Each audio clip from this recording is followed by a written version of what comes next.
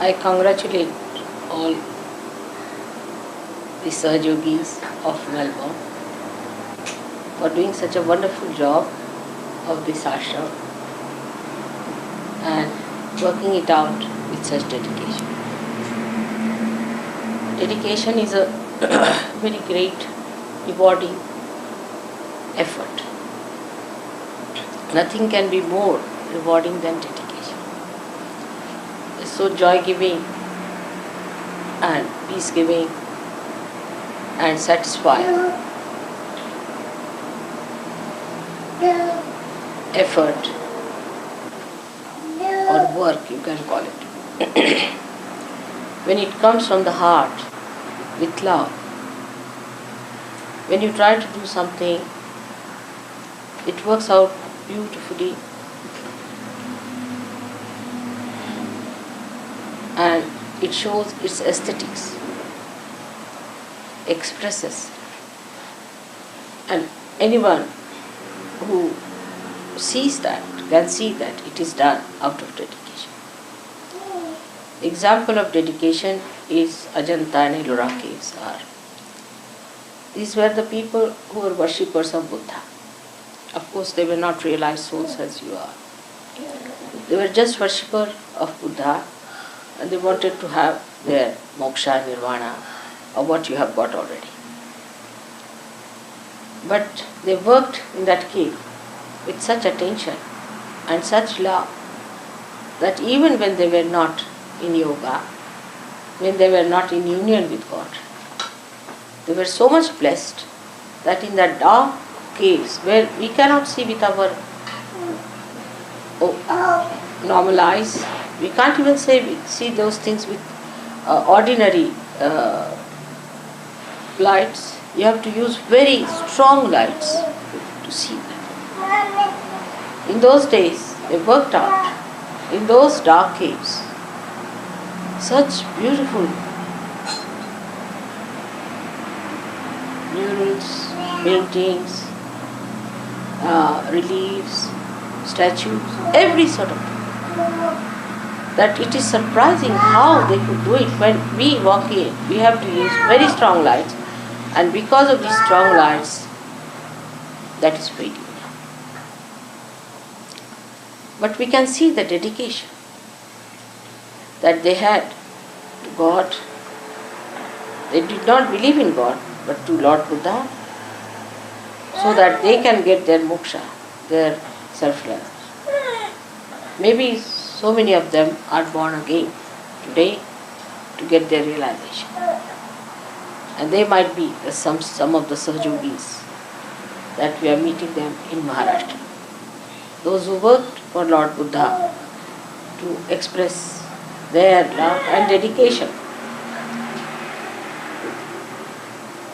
So dedication takes away all the wastage interests, like how much money we are going to get, what is our certificate, whether it's going to be used in the worldwide range or not. All these things are finished. You just do it for doing sake. And you don't feel at all,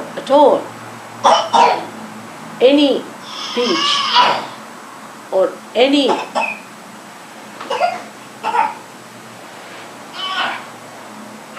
what you can call the screwing up of your energies. But you just flow it. This is what dedication is. And this dedication comes when you realize that you are a spirit. It's much better, because that is the place where Sri Krishna has said Ananya Bhakti. When there is not the other, you and your God. In between there is nobody else. Ananya. Nobody else. You and your God are one. And that is the best time when the dedication works. That is the bhakti. That's what he said, that if you give me flower, if you give me water, or if you give me leaves, I accept everything. But when it comes to his giving, he said, you should get ananya bhakti. This is the blessing of God. This one of the sayings about the goddess is that Ya Devi Sarva Bhuteshu Bhakti Rupena Samsa. The one who gives us that dedication, that sense of dedication. You are the one who reside in everyone with that sense of dedication. And it is such a joy that cannot be expressed. What this is, that one you feel when you are dedicated. Since morning, you all got up, you are all ready. All the children are happily dressed, everything was done. I saw everyone busy, getting everything ready and working it out so beautifully. It's something so loving, as if the Mother Earth gives flowers for the worship of your mother. You yourself in your dedication look like flowers, yourself like lotuses. It's so great to see this work being done with such attention, with such care, with such love. Melbourne, I think, is a word called from Melbourne. You can say born out of Mala. And that is the name of the lotus. That it is born out of the dirt and the filth. Mala is the dirt or impurities. So this beautiful thing has come out of that, and you can see that this place was inhabited by people who were really in a mess.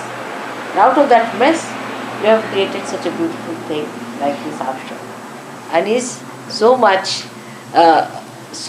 one with the name of Melbourne, that this is the place is created by you people, like a lotus comes out of the pond which is full of dirt and filth, and then this lotus fills the whole atmosphere with such fragrance that everyone forgets about the mala. They just think of the nirmala, which is this flower. And this is what I felt about your ashram, the way you have done it with understanding. It's so beautiful, such a lot of beautiful things. And admirable it is really to see how your dedication has done. Lotus there for you. I've seen that in the morning also. Beautiful.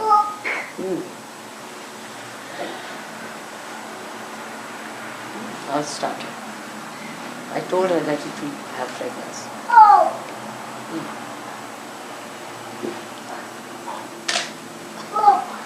I can see so many lotuses sitting before me. It's so beautiful. So this is all in dedication. This comes out of that mala just for the worship of God. And this mala, mala, out of the mala. It's mala. The name is Kamala. It's called as Kamala. Means the one which is created out of mala. Same is the name of Melbourne, I think. The way it is said. I don't know how this name has come, Melbourne. But you can say Melbourne, can be Malaborn, could be Kamala like that. And it is really, this place has become like that. Let anybody else come and see this, and they will be amazed how the whole thing is so beautiful, so comforting, so vibrating, and so assuring. Now, we have already started doing such good work in Australia, and I am sure you are going to get lots of people for your ashram to stay here, and also you might get a lot of people also to work on them. But you have to be rather careful when you admit them here. You must see first of all how they work it out. You first work them out outside. See how their chakras are, how they are, how their behavior is, and how they are attached to things. Once you find them alright, then you can have them inside. But be careful. You better send me their photographs. Let me see for myself if they are alright. Because You might get some very good people. If you are lucky enough, you will get, as you have seen, some very good people have come already. Such nice, solid people. I was so amazed to see these new people here, that you can't believe that they have been in Sahaja Yoga only for such a short time. And they are so good and so beautifully placed. I hope you'll get more like this, many more like this, of the same value, same quality, and something good will come out of all their entry into your ashram. I bless you for getting all the best people of Melbourne to be in your contact of very high level spirituality and seeking and purity and simplicity. I find the people in Melbourne are very simple people and extremely simple and very expressive. The simpler you are much more expressive. The more complicated you are, the worse it becomes. And for your mother, it's difficult to understand something which is complicated. She can't go round and round and round. So I like when it is a very simple expression of their love and joy that I can perceive it so clearly, and it gives me a great love, like the ripples of the shores. They return back in the same way from my heart also. Joy is rebounding again towards you. It's a kind of a beautiful report where nobody gains, nobody loses, everybody elevates oneself. That's sort of a thing. It's something so different that it cannot be explained in any analogy. Dedication to Sahaja Yoga, your purity about it, without asking for any gains, asking for any advantage, just working it out, because now you are the gurus. You don't have to ask anything. You have to just give. The more you give, the more you get. I don't mean that you have to give any money or anything. You have to give more love.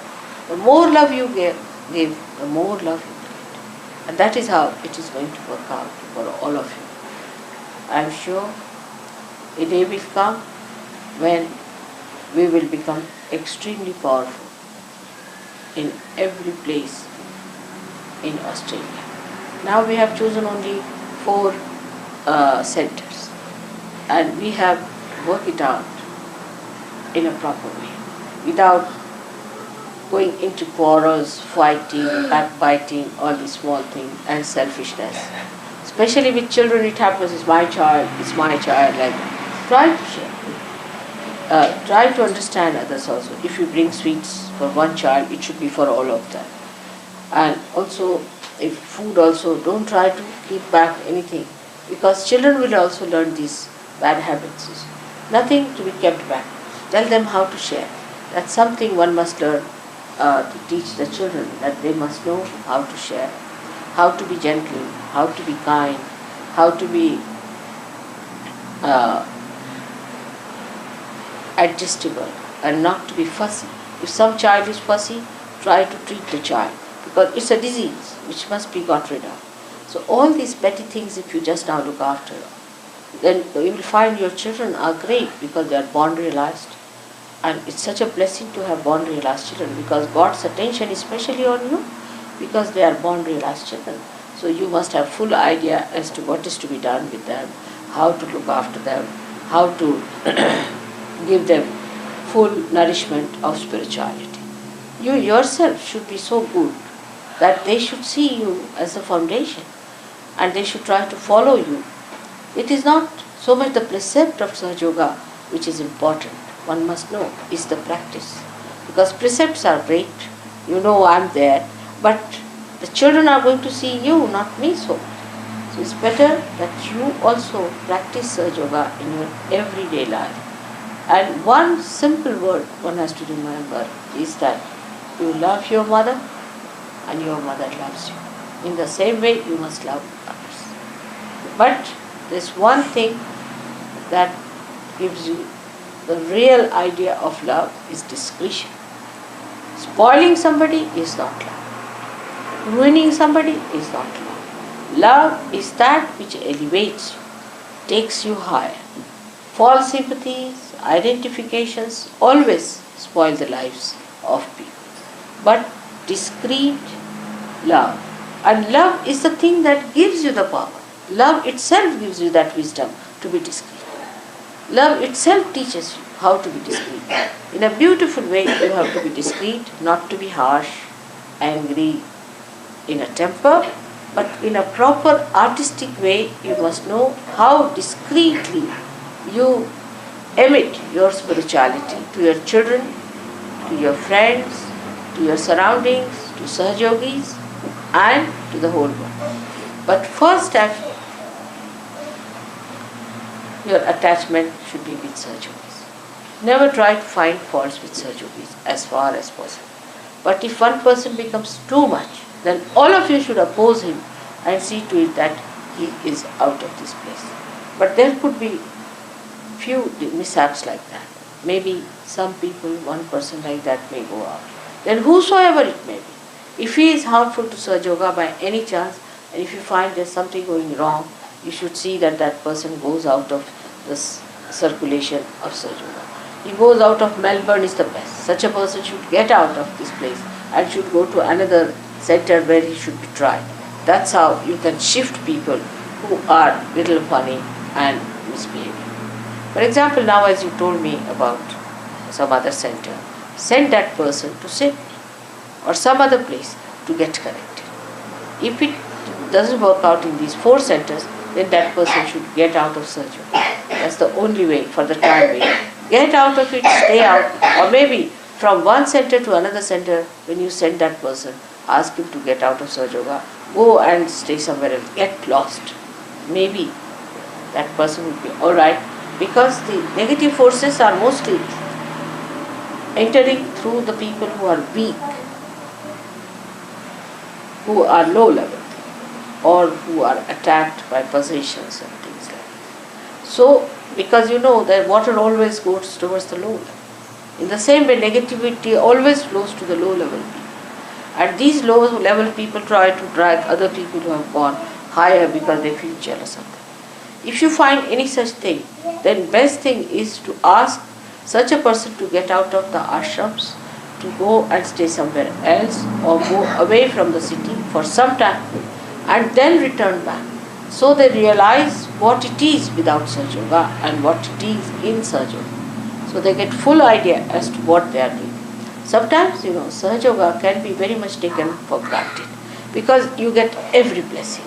See, you get yoga and Kshema. You get children, you get beautiful houses, you get all the food, everything is organized for you. God does that. But then you take it for granted. And then you start thinking that, oh, it's why this, why that. That time, one should know that it's not true. You must know it is God who is helping you in every way. You should be grateful to God for all that. But supposing if such a thing enters into anybody's mind, then such a person should not get to those ideas and try to distribute them to others. It's like a disease again. Such a person should get out of the ashram, go and see for oneself what is it outside. What is it without Sahaja Yoga? How you meet people, how they treat you, what's your situation there. Then you will realize what Sahaja Yoga is, how great it is, how much it has helped you, and how God is kind to you specially. Because those who are outside do not know these advantages of Sahaja Yoga, these blessings of Sahaja Yoga. So as you go out, you will see them how they are, how funny they are, how absurd they are, and then when you come back, you realize the value of Sahaja Yoga. So one should not accept all these ideas, because it takes then a very long time for a person to come out. Very long time. Once he goes out of the circulation, he goes out. As I have told before many a times, that we have 2 types of forces working, centrifugal and centripetal. By centrifugal force, you are taken inside the center. You are brought in with your mother's love. But there's another force which is always equally working, is the centrifugal, which makes you get out of the circulation of surgery.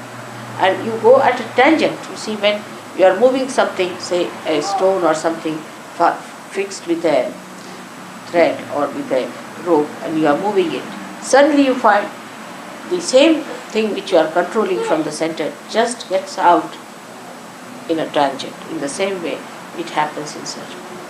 And once you go out, it's very difficult to be picked back and to put back into circulation. And such people are always suspected, never trusted, and it's very difficult. It doesn't work out for months together, sometimes years together. It's a difficult thing. So I would suggest that even if you have certain doubts, you better keep them away. Try to fix your nails higher and higher and try to cling on to them and cling on to them. Because Sahaja Yoga is something so miraculous and so great. The whole thing is so great that it is not possible for human beings to conceive what they have achieved. You have really entered into the kingdom of God, but you cannot conceive this still with your brain that what you have got. So, must know that the greatest of greatest has happened to you, and to keep it out, you must try to achieve higher levels of spirituality, and forget all that, forget other things. Just try to go higher and higher with your dedication to yourself and to Sahaja. I bless you again and again for a higher ascent in your being and a deeper enjoyment in life. May God bless you.